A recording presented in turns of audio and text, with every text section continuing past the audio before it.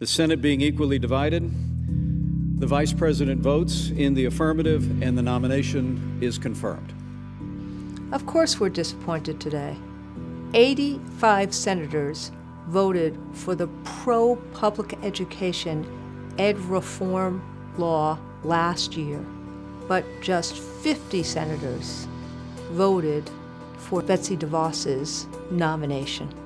We are disappointed, of course, that not one more Republican senator could find it in himself or herself to vote for public education. But this confirmation battle has had a major silver lining. The public in public education has never been more visible or more vocal, and it's not going back in the shadows. This public, from rural towns to urban centers, from liberals to conservatives, will now serve as the check and balance and the fierce fighters on behalf of children. I'm honored to be a soldier in that movement for children, and I'm honored that so many of you stood up for our kids and for public education. It's telling that even when Trump had full control of the legislative and executive branches, he could only get DeVos confirmed by an unprecedented tie-breaking vote by his vice president.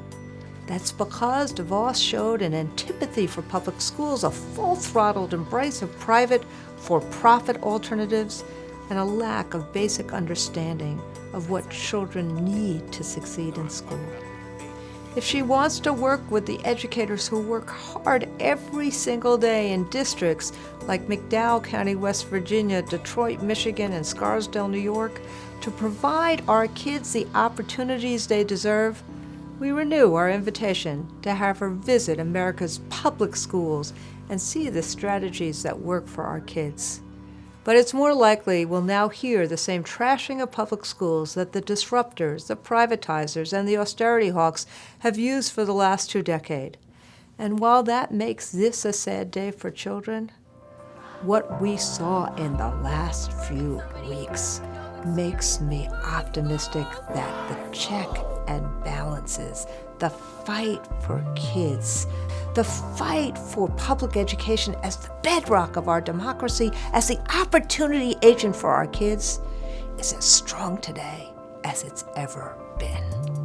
When public education is under attack, stand up, fight back! Make sure that our schools are inclusive places and not exclusive places. You know, everyone mobilizing and recognizing that we're really in a moment that we're going to have to stand together. We're not going to sit by as she privatizes public education. We are here to educate all children. We're trying to reclaim it to make sure our students not to be fearful to come to school. Grizzly bears have got to go! You care about your neighborhood public schools.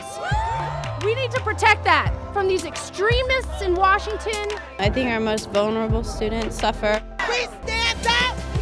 And we know with that type of rhetoric at the national level, that it's going to be hard for us to actually have schools that are fully resourced. To the billionaires! At Goldman Sachs! This is the moment people from different groupings can begin to unify around a common agenda because we are all faced with a common fate of our education is not for sale.